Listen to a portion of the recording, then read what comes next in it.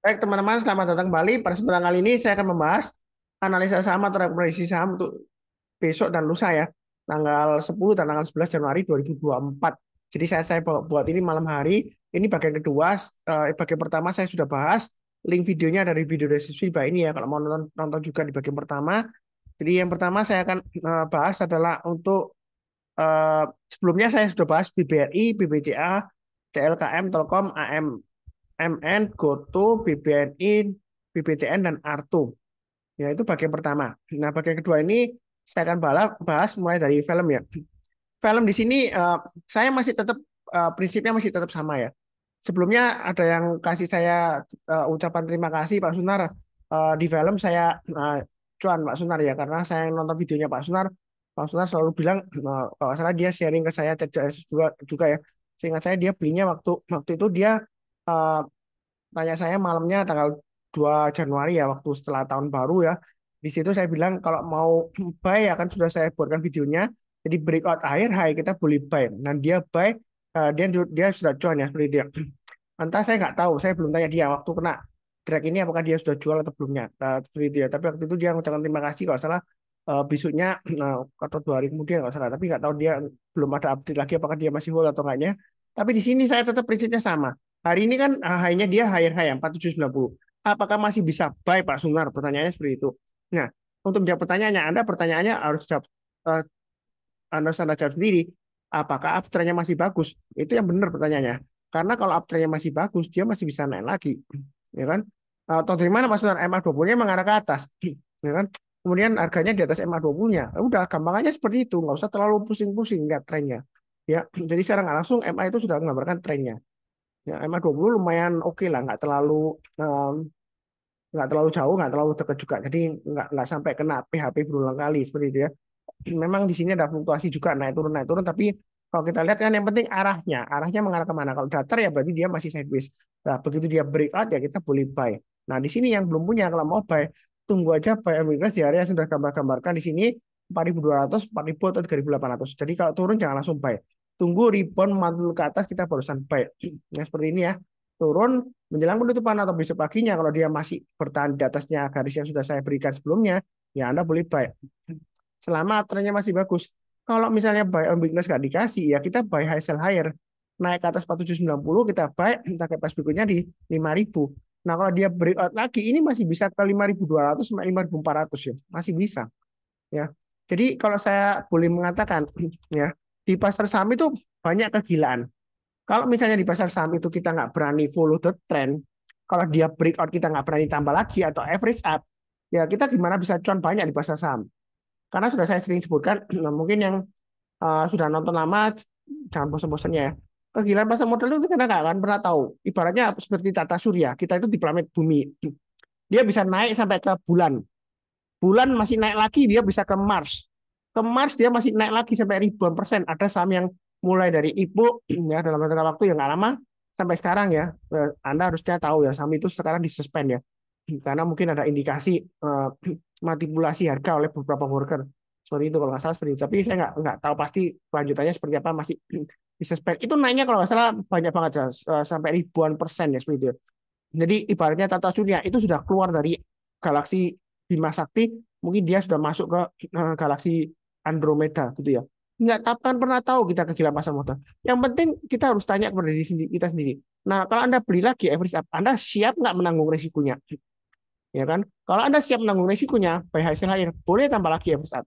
Entah itu dia sudah naik 100%, dia masih bisa naik lagi 200%. Selama uptrendnya masih bagus. Tapi Anda harus bertanya kepada diri sendiri, Anda siap nggak menanggung resikonya? Jangan sampai mau cuan, mau profit, lupa resikonya.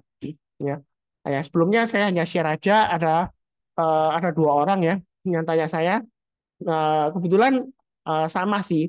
Yang satu dia punya saham TPIA doang, yang satunya dia punya yang lainnya ada ya. Dia punya yang brand dan TPIA ya. Jadi satunya TPIA, satunya brand dan TPIA.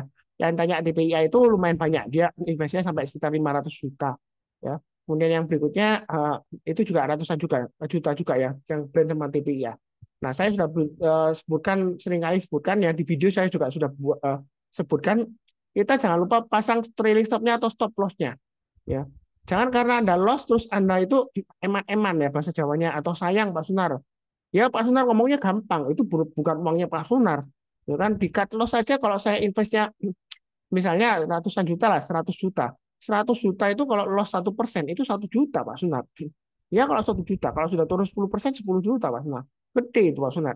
Ya, ya Pak Sunar sih enak ngomongnya, uangnya bukan uangnya Pak Sunar. Masalahnya di sini adalah ya, ya untuk beberapa saham kalau kita nggak siap pasang trade stopnya atau stop lossnya ya kan, kita jangan lupa di saham itu ada resikonya. Anda bisa cuan gede banget, bisa kaya raya banget, jadi di saham bisa tiba-tiba misalnya beri 100 juta, bisa naik 6.000%, bisa aja. Ya buktinya ada yang terjadi seperti itu. Ya kegilaan pasar modal memang seperti itu ya. Nah, tapi Anda harus bertanya lagi, apakah Anda siap akan resikonya? Kalau nggak siap ya jangan. Ya. Kalau siap Anda mau hold ya silakan ya seperti itu. Makanya kadang-kadang saya nggak setuju dengan istilah psikologi itu uang dingin. Enggak. Kita harus memikirkan kalau kita invest di saham ataupun trading, uang yang kita gunakan itu bukan uang dingin, tapi melainkan uang usaha. Uang usaha di saham, baik kita trading maupun investasi. Jadi jangan sampai uang yang kita pakai untuk usaha ini dibiarkan aja, ya, nggak dipantau, ya kan? Ya lebih baik daripada seperti itu, karena lebih baik beli aja reksadana saham. Ya masih ada yang manage, masih ada yang kelola seperti itu ya. Atau reksadana pasar uang, atau di obligasi FR, ya obligasi negara FR seperti itu. Ya kan keuntungannya pasti dan um, dia risikonya lebih rendah. Nah, seperti itu ya. Daripada Anda biarkan terlepas tanpa kendali, ya hari ini bisa turun 20%, ya kan? Ya kan sayang. Ya kalau modalnya cuma 1 juta, ya maksudnya masih oke lah. 10 juta mungkin masih oke. 10 juta turun 20% ya, mungkin beberapa orang masih oke. Nah kalau ratusan juta, Anda nggak selalu pasang stop lossnya, ya. Anda juga harus tahu sebelumnya saham yang naik tinggi, tiba-tiba dia turun, ya kan? Dia gagal untuk breakout higher high lagi. Anda nggak pasang stop lossnya, ya takutnya sih saya nggak ngomong jelek, takutnya Anda nanti kebagian cuci piringnya. Jadi tanda petik itu projectnya ya, saya sering sebutkan istilahnya projectnya sudah selesai, ya kan? Ya seperti itu. Makanya untuk film ini juga sama. Ya saya nggak bilang ini dimainkan bandar, enggak sih, saya nggak terlalu suka dengan istilah bandar ya, seperti itu. Di sini saya tetap fokus ke pergerakan harga sahamnya, trennya. Bukan berarti saya nggak percaya bandar, enggak. Kalau Anda mau lihat dari bandarnya terserah juga. Saya nggak menyalahkan Anda, tapi di sini Anda lihat uptrendnya masih bagus, dia breakout daerah boleh buy lagi. Tapi Anda harus paham siap nggak risikonya. Kalau nggak siap ya Anda tunggu buy weakness saja di MA20-nya biasanya yang lumayan aman ya. Tunggu kalau rebound mantul ke atas kita baru sampai. Kalau nggak dikasih kita buy high sell high. Yang kurang lebih seperti itu cukup. Berikutnya untuk BRIS. Ini sudah saya bahas khusus untuk Bank Syariah minggu lalu ya. Saya ada bahas BRIS, Bank BANK, kemudian PNBS, dan PTPS. Jadi BRIS ini masih bagus uptrendnya. Walaupun ekor panjang ke atas. Nah kalau kita lihat kalau dia breakout ke atas high yang sebelumnya 1955, ya kita boleh buy yang sebelumnya sudah jual, taking profit, ya kita mau lanjut lagi boleh lagi ya. Apakah nggak ketinggalan atau ketinggian Pak Sunar? Apakah masih bisa breakout ke atas 2000 Pak Sunar? Nah, kalau bilang ketinggalan atau ketinggian, ya nggak juga. Ini di puncaknya sebelumnya dia naik sampai berapa? Ini sebelum aksi korporasi ya. Kalau dihitung perhitungannya dia sekitar 3.800 lebih. Ya, seperti itu ya. Jadi masih ada kenaikannya, masih ada potensinya. Yang penting pertanyaannya adalah apakah pertanyaan masih bagus? Tahu dari mana? MA20-nya masih mengarah ke atas. Harganya di atas MA20. Ya, seperti itu ya. Memang sih kalau kita lihat Pak Sunar kalau pakai MA20-nya ya terlalu jauh dong. Harga sekarang 1960. Diperkecil. Jadi di time frame-nya kita perkecil ke hourly per jam. Ya ini MA20-nya masih cukup bagus. Jadi kita bisa pakai acuan trading stop-nya atau stop loss-nya ya. Kita lihat aja. Ini anak tangga yang terdekatnya. Ini kan ada anak tangga ya. Ya kita bisa pasang trading stop-nya di 1895 ya. Di sini ya. Ini karena dia naik, kemudian konsolidasi turun naik turun naik ya. Nah, dia berhasil bertahan di atas 1895 ya kita masih bisa hold. Tapi kalau sudah mulai turun di bawah 1895, kita kurangi posisi, turun bawah 1850 kurangi lagi seperti itu ya. Turun bawah 1800 ya jual dulu karena dia akan kemungkinan besar testing 1700-an di sini ya. Jadi ini garis-garisnya sudah saya berikan. Tinggal Anda ikutin aja, pasang automatic order sudah gampang. Kalau misalnya takut, takut ketinggalan atau ketinggian, ya Anda ada 3 solusi, baiknya bertahap aja. Kalau naik kita tambah lagi average up, tapi kalau turun jangan di average down ya. Pasang trade stop-nya atau stop loss-nya. Yang kedua, kita tunggu buy on weakness, tunggu dikoreksi di area 1850 atau nanti di MA20-nya mungkin MA20-nya dipotong sekitar area 1800 ya. Kalau dipotong dari atas ke bawah, dia berhasil memotong lagi ke atas seperti ini ya. Ini sudah sering saya sebutkan ya. MA20-nya naik ke atas. Oh ini harganya jauh Pak Sunar, ketinggalan. Ya udah kita tunggu aja nanti kalau dia testing MA20-nya, ini kan testing. Nah, sebentar. Ini ya, MA20-nya dipotong dari atas ke bawah. Ketika dia dipotong, jangan langsung buy. Tunggu kalau dia berhasil rebound mantul ke atas lagi, kita barusan buy. Nah, kita lihat juga checklistnya. MA20-nya masih mengarah ke atas. Ya, berarti masih bagus uptrendnya. Maaf. Jadi kita masih boleh buy ya. Nah, beberapa hari ini saya agak flu ya. Jadi um, mungkin suaranya agak enak ya seperti itu. Nah, di sini selama dia masih belum kena stop loss ya kita masih bisa hold. Nah kalau misalnya sudah kena stop loss atau trailing stop, kemudian besoknya lagi atau 1-2 hari ke depan dia berhasil lanjut lagi naik lagi ke atas, ya kita boleh buyback. Jadi disiplin itu faktornya bukan hanya disiplin cut loss tapi juga disiplin buyback selama uptrendnya masih bagus ya kenapa enggak? Nah seperti itu ya. Nah ternyata kan dia masih naik lagi sampai 2000 di sini. Ya lumayan seperti itu ya. Ya itulah dinamika trading. Yang penting kita harus tetap fokus ya. Jangan sampai sahamnya itu di portfolio terlalu banyak Anda nggak bisa fokus. Ya kurang lebih seperti itu. Berikutnya BBB, saya belum cek ulang ya. Lama saya nggak ngikutin. Apakah aksi korporasinya sudah selesai atau belum ya untuk right issue ya? Sepertinya belum. Jadi untuk BBB ini dia masih konsolidasi di area 412 sampai 405 tengah-tengahnya ya. Kalau mau buy sekarang dia masih di atas MA20 masih cukup menarik kalau mau buy. Buy-nya bertahap aja.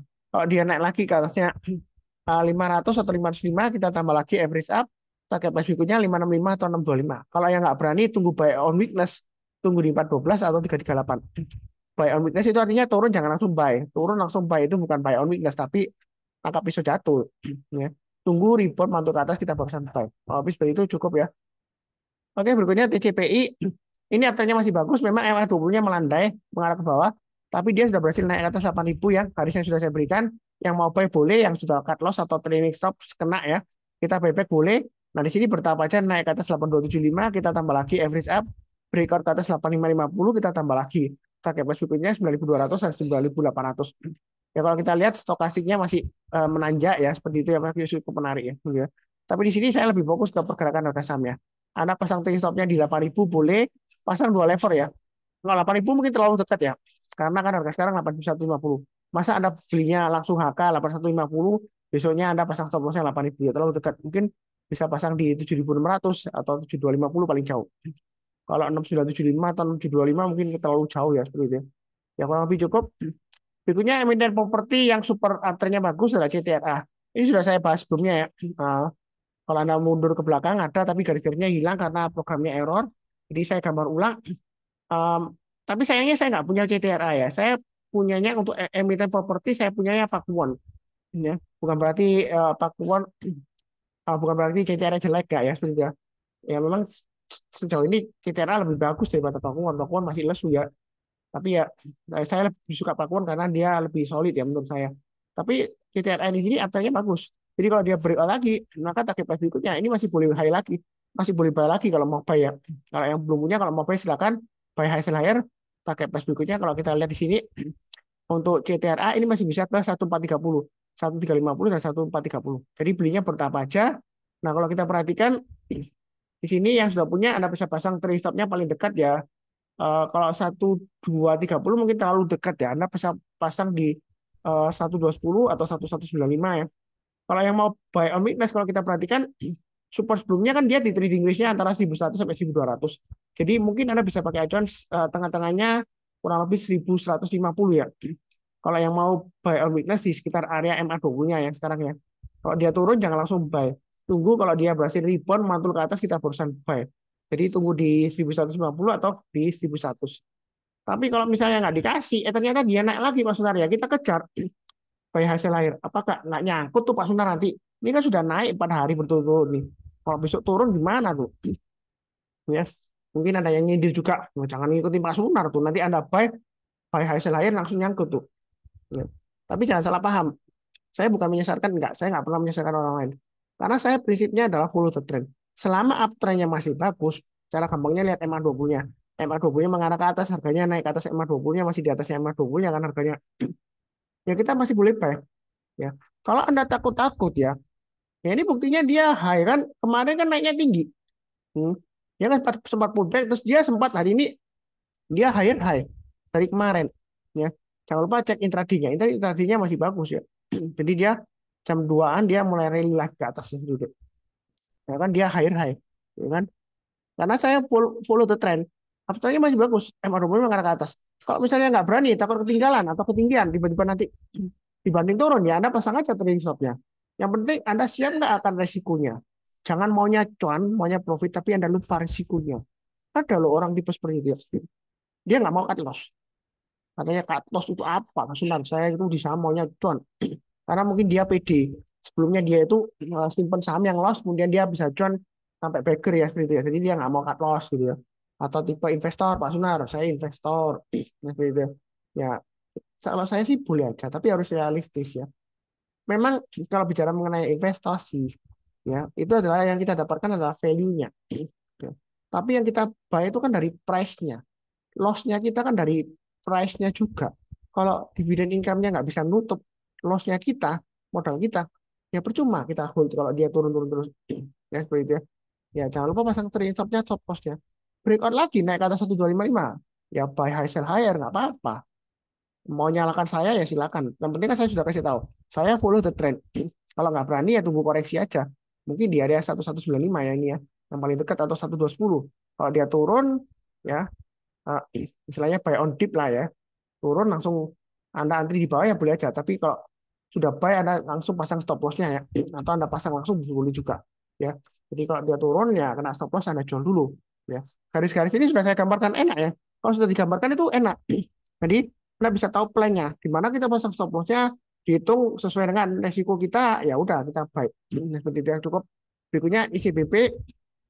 ICBP masih menarik. Memang fluktuasinya tinggi ya. Hati-hati di sini.